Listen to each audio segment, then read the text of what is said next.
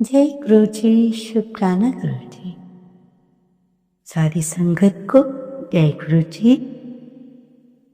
संगत जी, कैसे हैं आप और कैसा चल रहा है हमारा गुरु परिवार? आशा है बहुत अच्छे से हमारा गुरु परिवार आंटी की बातों को समझ रहा है और अच्छा रिस्पॉन्स दे रहे हैं। संगत जी, आज का सत्संग मैं गुरु जी की आज्ञा लेकर शुरू करती हूँ। आशा है कि सत्संग को शुरू से अंत तक बहुत ध्यान से सुनेंगे। सत्संग में कई आपके जवाब होते हैं, कई अच्छी बातें होती हैं जो आपके माइंड में, अगर कोई गलत बात है तो अच्छी बात बताने से वो आपके माइंड में आ जाए तो बहुत अच्छी बात है। सिंगर जी, मंत्र जाप शुरू करती हूँ, आप भी मेरे साथ बोलिए। ओम नमः शिवाय, शिव जी सदा सहाय। ओम नमः शिवाय, गुरु जी सदा सहाय। जय गुरु जी, शुक्राना गुरु जी। इससे पहले जो गुरु जी के चरणों में लाइक सब्सक्राइब समर्पित करे, उसके घर में सुख समृद्धि की कभी कमी ना करें हमारे प्यारे गुरु जी। उन्हें भरपूर दें, गुरु महाराज उनकी हर इच्छा को पूर्ण करें। संगत जी, इंसान कितने भी प्रयत्न कर ले, परंतु अंधेरे में छाया, बुढ़ापे में काया और अंत में माया किसी का साथ नहीं देती। जो अच्छे इंसान होते हैं उनके साथ कई बार गलत होता है, लेकिन उसमें एक बात का हमेशा सुकून रहता है कि मैंने किसी के साथ गलत नहीं किया। ठीक है ना संगत जी? संगत जी, इंसान वो लड़ाई कभी नहीं जीत सकता।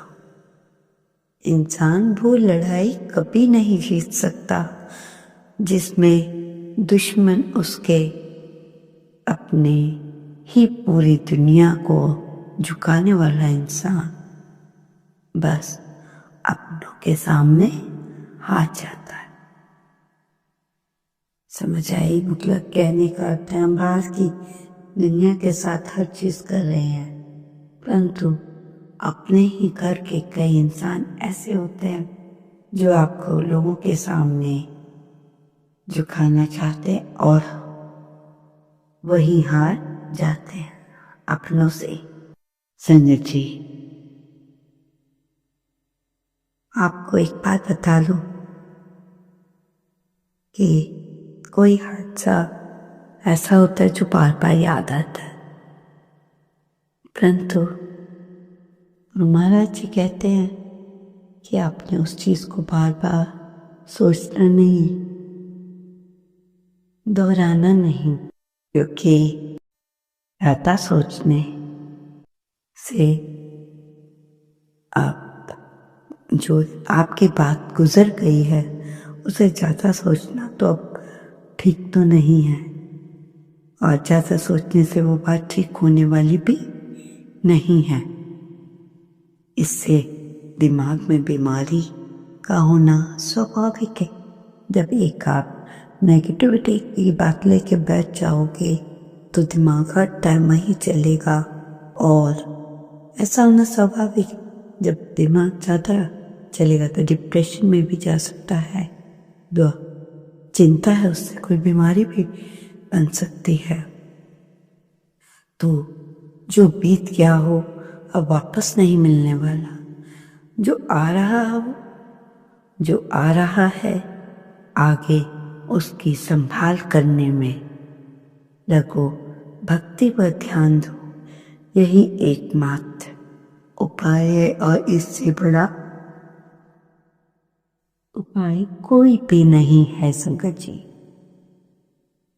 संगत जी छोटा सा सत्संग बता रही हूँ, ध्यान से सुनिएगा। जब गुरु जी हमारे फिजिकल फॉर्म में थे तो सत्संग होता था, परंतु संगत कहती है कि उस समय गुरु जी के बारे में कोई भी किताब नहीं थी। परंतु आप देखें गुरु जी के बारे में कितने किताबों के ढेर लगे हैं। पुरानी संगत में तो बड़े मंदिर में जब 200-250 लोग आते थे, परंतु जिस दिन 250 से 400 तक लोग आते थे तो संगत कहती थी, आज क्या हो गया भाई, आज क्या गजब हो गया, सारी दिल्ली यहीं टूट पड़ी क्या। और आज आप देखेंगे कि उसी जगह पर 1 लाख से लेकर 1.5 लाख तक लोग आते हैं उसी जगह पर। जय गुरु जी, जय गुरु जी। संगत जी, एक आंटी अपनी बार प्लानिंग करती है, कहीं जाने के लिए कह रही थी, पर वो नहीं जा सकी। उस दिन आंटी ने 3 बार अपना प्रोग्राम बनाया पर बन ही नहीं रहा था। इतने में आंटी क्या देखती हैं कि फोन उठा बैठती हैं तो फोन उठाकर देखती हैं, फोन में मैसेज आता है, तूने जिधर जाना है तो नहीं जा सकती, तो उधर ही जाएगी जिधर मुझे तुझे बुलाना है। जी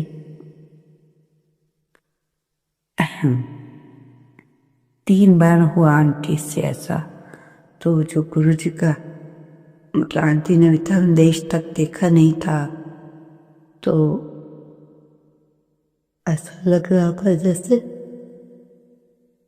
आंटी जो मैसेज था उसको इग्नोर कर रही थी कि जिधर मैं चाहूंगा वहीं ले तुझे जाना है। तो मुझे पता चलता है कि 3 बार में मैसेज पर आखिर में वही हुआ जो गुरु जी चाहते थे।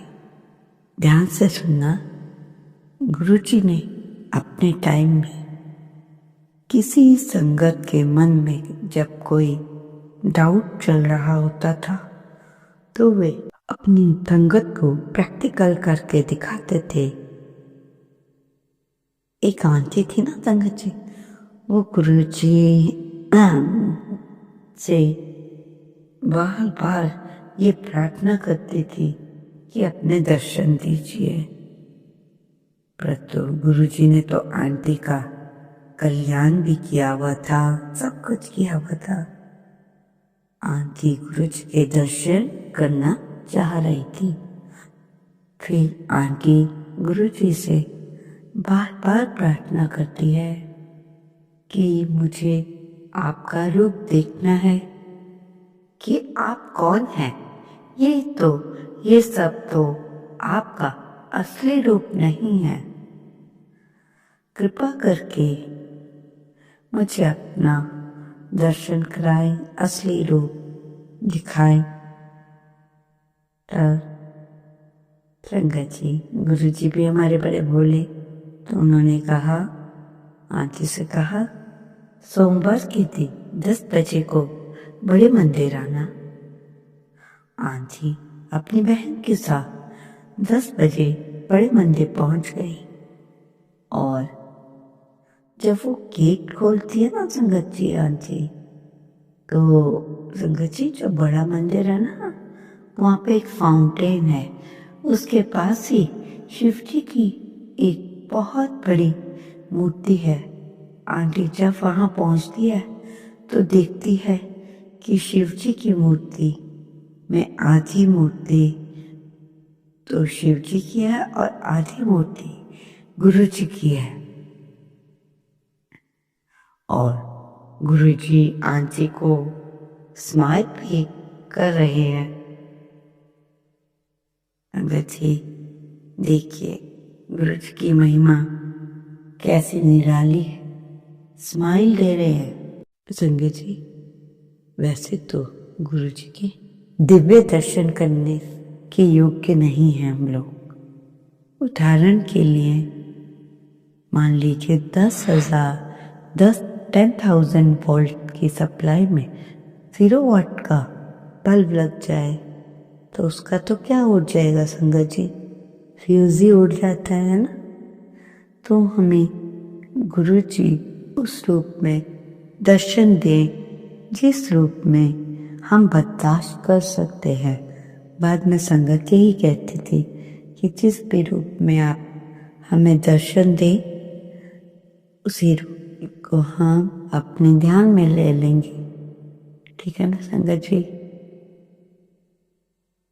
परंतु देखा जाए तो इससे या गुरु जी से बढ़कर कोई नहीं है और उनसे दुनिया में कोई उन जैसा इस दुनिया में कोई भी नहीं है और ना ही हो सकता है, ना है, ना होएगा, क्योंकि वो तो महाशिव है। संगत जी एक बात बताती हूँ कि एक अंकल गुरुजी से सेवादार थे तो गुरुजी के पास बैठे। उन्होंने कहा गुरुजी मैंने 3-4 सोमवार मतलब सेवा कर दिया। हाँ सेवा में तो मैंने क्या क्या किया संगत जी। तो मतलब आंटी अपनी बढ़ियाई कर रही थी बहुत।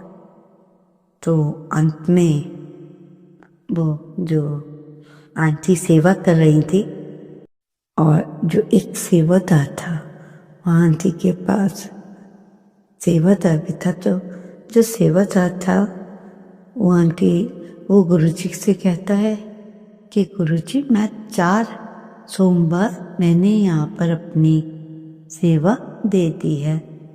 तो गुरुजी क्या कहते हैं, गुरुजी को ये भी बता रहे हैं वो अंकल कि 4 सोमवार मैंने दूध, चीनी, चाय पत्ती ये सब अपने पैसे से खरीद कर किया है। तो संगत जी गुरुजी इस बात को कहाँ वो करने वाले हैं, मानने वाले। परंतु गुरुजी तो गुरुजी हैं संगत जी, गुरुजी से बड़ा कोई नहीं है। कहने का अर्थ है जो आप सेवा कर रहे हो उसमें आप बिल्कुल भी दिखावा ना करो, क्योंकि उन अंकल ने गुरुजी से कह दिया था कि मैंने 3-4 सोमवार सेवा करी, ये लाया वो किया। मतलब गुरुजी कहते थे अगर तुम कुछ करते हो तो उसका दिखावा मत करो। गुरुजी उन सबको नहीं अपनाते। गुरुजी के काम में कोई भी दिखावा नहीं करते और आपको हमेशा ये सोचकर मतलब जो भी आप काम करते हो उसे बड़े निष्काम भाव से कीजिए। आपको भी ना पता चले कि आप क्या कर रहे हैं। दाएं हाथ को भी बाएं हाथ को दाएं हाथ का भी ना पता चले कि क्या कर रहे हैं। और एटलीस्ट जिनके लिए आप कर रहे हो उन्हीं को ही सुना रहे हो गुरुजी से हैं। संगत जी कैसा वो है, ऐसे नहीं करना है। अपना गुप्तान कीजिए, किसी को बताने की कुछ भी जरूरत नहीं है। संगत जी एक गहरी बात बता रही हूँ, जो आप सोचते हैं वो आप बन जाते हैं, जो आप महसूस करते हैं उसे आप आकर्षित करते हैं, जिसकी आप कल्पना करते हैं आप उसका ही निर्माण करते हैं। पहले ऊपर वाला किताब लेकर बैठता था, इसलिए हिसाब अगले जन्म में होता था। अब तो लैपटॉप लेके बैठता है, इसलिए हिसाब इसी जन्म में हो जाता है। संभल कर व्यवहार करें। गुरुजी कहते हैं कि अपनी मुश्किलों का तो जिक्र ना कर, मैं तेरे साथ हूँ, तो फिक्र ना कर। खुश रहो, खुश रहो, खुश रहे सारी गंगा। जय गुरु जी, शुक्राना गुरु जी। संगत जी, तो आप देखते हैं कि जो गुरु महाराज हैं वो तो सारी दुनिया को देते हैं। गुरु जी को कोई, ये सबसे अच्छी बात है हमारे गुरु महाराज के सत्संग की, एक भी पैसा नहीं कटता। ये बात, और पिन ड्रॉप साइलेंट, ऐसी बातें, इतनी अच्छी अच्छी बातें और जगह नहीं होती, क्योंकि और जगह प्रवचन मेरा चलते थे, कुछ कुछ होता था, परंतु गुरु जी कोई प्रवचन नहीं देते थे, किसी को किसी चीज के लिए फोर्स नहीं करते थे गुरु जी। तो बस गुरु जी का मतलब जो पुरानी संगत थी वो हमें यही बताती है कि गुरु जी हमें कहते थे ऐसा करो ऐसा करो, पर हम सोचते थे जब शीश में मतलब जुड़ते थे कि अरे गुरु जी ऐसा बता रहे हैं, क्या करे कैसे हूँ। पर पुरानी संगत को गुरु महाराज जी ने इतना ब्लेस किया है, परंतु जो नई संगत है उसको तो गुरु जी ने और भी ज़्यादा ब्लेस किया। क्यों? उसका भी एक रीज़न है। तब वो फिजिकल फॉर्म में थे, अब फिजिकल फॉर्म में नहीं है, समाधि में है, तो वो ज़्यादा वो करते हैं, जिससे संगत पे वो बहुत अच्छा असर पड़ता है कि गुरु जी ने, हमने एक बार कहा, गुरु जी ने हमारी बात सुन ली। कितने प्यारे हैं हमारे गुरु महाराज। हम लोग गुरु जी की क्या प्रशंसा बढ़ाई कर सकते हैं? कुछ नहीं कर सकते, हमारे शब्द कुछ भी नहीं है गुरु जी के, महाराज जी के सामने। हम उनकी प्रशंसा करने लायक कहाँ हैं? पर फिर भी हम सत्संग सुनाते हैं, अपनी संगत को जागरूक करते हैं कि कैसे करना है, क्या करना है, क्या नहीं। जो गुरु जी हमें बताते हैं उसके अलावा हम एक भी शब्द अपना ऐसे नहीं कर सकते, अपना आपसे नहीं जोड़ते संगत जी। इसलिए आपसे ज़्यादा आपका समय न लेते हुए सत्संग को यही समाप्त करती हूँ। ओम नमः शिवाय। शिव के सदा सहाय। ओम नमः शिवाय। गुरु जी सदा सहाय। जय गुरु जी।